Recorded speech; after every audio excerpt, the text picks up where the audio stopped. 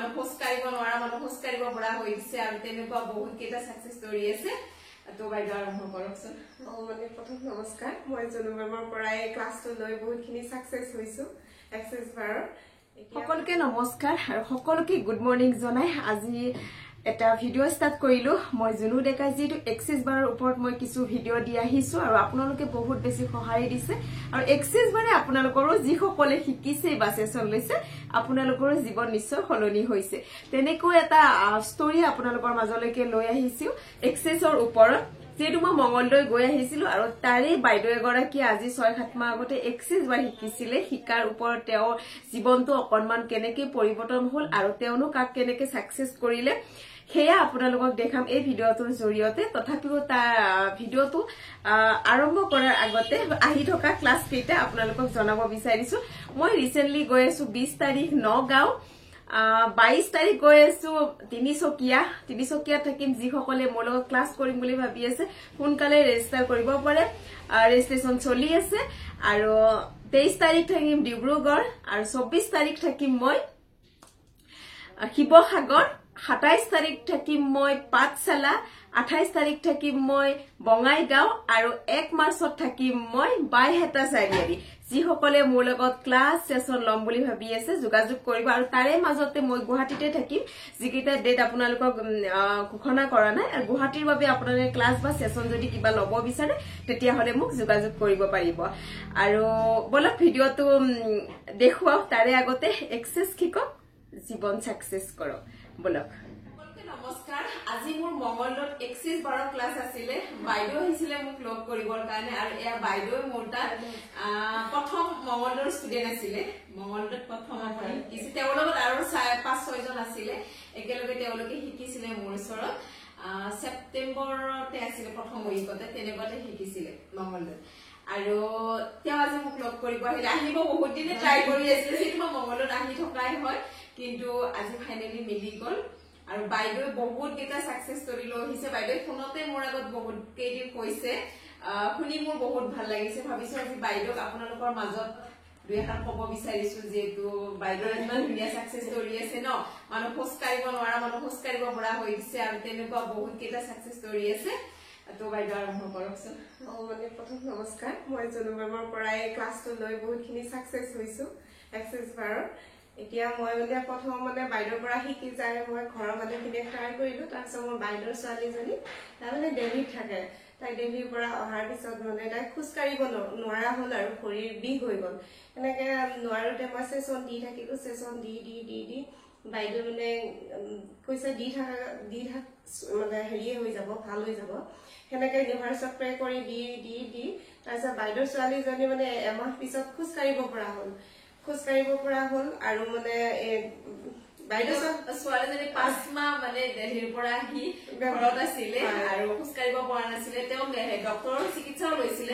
কিন্তু ডক্টৰেও তেওঁ বোলে কৈছিলে মানে পতককে ঠিক নহব অলপ হেৰি মানে এতিয়া থেৰাপি ডক্টৰৰ ওচৰত লৈ যোৱা হৈছিল তেতিয়া মানে তেওঁ দেখি মানে ডক্টৰৰ নাম ক'ব নালাগে কাৰণ তাৰপিছত তেওঁ মানে লাষ্টত মানে আৰু খোজ কাঢ়িব পৰা হৈ গ'ল আৰু তাৰপিছত আৰু মোৰ এটা মানে আৰু সেকেন্ড মানে সাকসেসফুল ষ্টৰী এটা আছে এজন ক্লাছত মোৰ লগৰে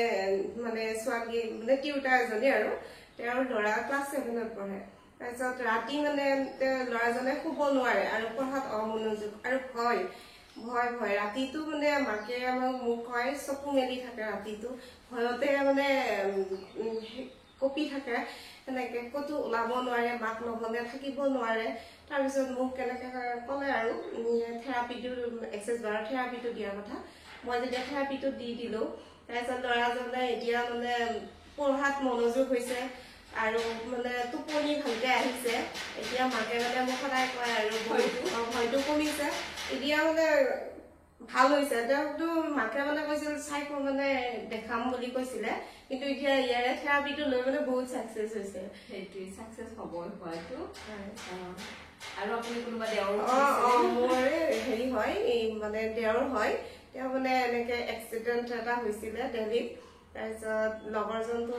মানে স্পট ডেথ তাৰপিছত তাৰো মানে কিবা কিবি হ'ল আৰু ভৰি হাত ফুলি আছিলে হাতখন পোন কৰিব নোৱাৰে আৰু ভয় টোপনি নাহে তাৰপিছত আমাৰ তাত আহিল আহোঁতে মই মানে ইচ্ছা কৰিলো যে ক'লো আৰু মই এনেকৈ থেৰাপি এটা দিওঁ এদিন লৈ চাওঁচোন কি হয় তাৰপিছত মই এনেকৈ থেৰাপি দিলোঁ দিয়াৰ পিছত তেওঁ মানে সেইদিনা টোপনি আহি নেক্সট দিনা কৈছে যে বৌ মোক আৰু এটা থেৰাপি দে তাৰপিছত সেনেকৈ মই 5 দিন থেৰাপি দিলোঁ বিষটো ভাল হ'ল হাত ফুলা ভাল হ'ল তাৰপিছত ভয় কমিল গোটেই মানে শৰীৰটো এতিয়া মানে ঘূৰি ফুৰিব পৰা হৈছে তো সেয়া লগৰজনৰ স্পৰ্ডেট হৈ যোৱাৰ লগে এনেও মানুহ এটা চক হৈ যায় ন কি হ'ল কি নহ'ল বুলি তো সেইটো এটা বহুত বেছি তো সেইবিলাক কিন্তু এক্সেছ বাৰে ভাল সেই মাইণ্ডটো যে মানে সুখত আনিব পাৰে মানে ভাল এটা হেৰি কৰিব মই মানে বহুত মানে ধন্যবাদ দিছো আৰু ইউনিভাৰ্চিটিত লগতে মেমক একো নাই মই সেইটো সুযোগ পাইছো কাৰণে আপোনালোকক শিকাব পাৰিছো ন সেইটোৱে কথা আৰু এনেও কিবা এটা শিকাব পাৰিলে ভাল লাগে কিন্তু তাতো কৈ ভাল লাগে যেতিয়া ষ্টুডেণ্টে কয় আহি যে মই ইমানখিনি মানুহৰ ছাকচেছ কৰিলো বা ইমানখিনি মানুহৰ জীৱন সলনি কৰিলো তেতিয়া মোৰ আৰু বেছি ভাল লাগে তো ভাল লাগিলে বাইদেউ আজি 4-5-6 মাহ মানে হ'ল চাগে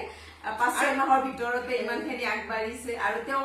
প্ৰফেচনেলি লোৱাই নাই ঘৰৰ ওচৰ চুবুৰীয়া তেনেকুৱাৰ মাজতে দি কিনে ইমানখিনি ছাকচেছ আনিছে সেয়া আৰু আজি যদি প্ৰফেচনেলি লয় বুলি ভাবি আপোনাৰ কণ্টেক্ট নাম্বাৰটো মই দি দিম তেওঁ মানে হাজবেণ্ড প্ৰফেচাৰে হয় তো আৰু ল'ৰা ছোৱালী সৰু আছে সেয়েহে তেওঁ মানে এতিয়া প্ৰফেচনেলি ল'ব অলপ সাহস কৰা নাই যিটো অকণমান সময় দিব লাগিব সেয়া আৰু একো নাই তাৰে মাজতে কোনোবাই যদি আগবাঢ়ি আহে আপুনি দিব মই পাৰিলে দি দিম আপোনাক তেনেকুৱাকে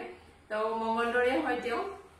বহুত ধুনীয়াকৈ প্ৰেক্টিচনাৰ হৈ গ'ল তো এক্সেছ বাৰৰ ছাকচেছ সদায় আছে কিন্তু এক্সেছ বাৰ যেতিয়া আপোনালোকে যোনেই নহওক ৰান কৰিব আহে বা যাৰে ওচৰতে নাযাওক ওচৰ বুলি বা কাষৰ ঘৰৰ মানুহ বুলিয়ে নহয় এক্সেছ বাৰ ৰান কৰাৰ লগে লগে এটা এনাৰ্জি এক্সচেঞ্জ হয়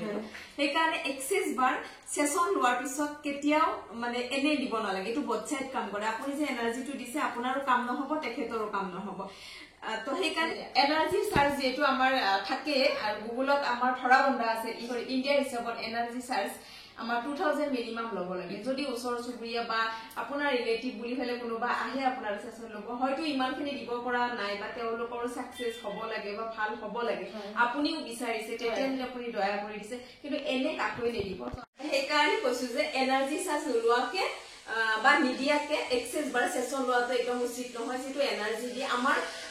অসমত কিছুমানে মানে ফকতীয়াতে বিচৰা বুলি কথা আছে তেনেকে আহে বাৰু বিচাৰি আচলতে আমাৰ এইটো এনাৰ্জি চাৰ্জটো ল'বই লাগে ইণ্ডিয়াৰ বাহিৰতো বা অসমৰ বাহিৰতো এনাৰ্জি চাৰ্জ নিদিয়াকে কেতিয়াও হিলিঙেই নহয় এইটো যেটা হিলিং হয় এটা তো সেইকাৰণে কৈছো আপোনালোকে যোনে ল'ব আহে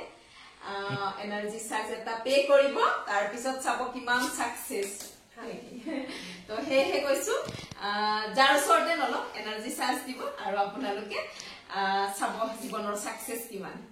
তো ঠিক আছে আৰু ভাল লাগিলে যি নহওক লগ কৰিব আহিছে সেয়া মোৰ ফালৰ পৰা ধন্যবাদ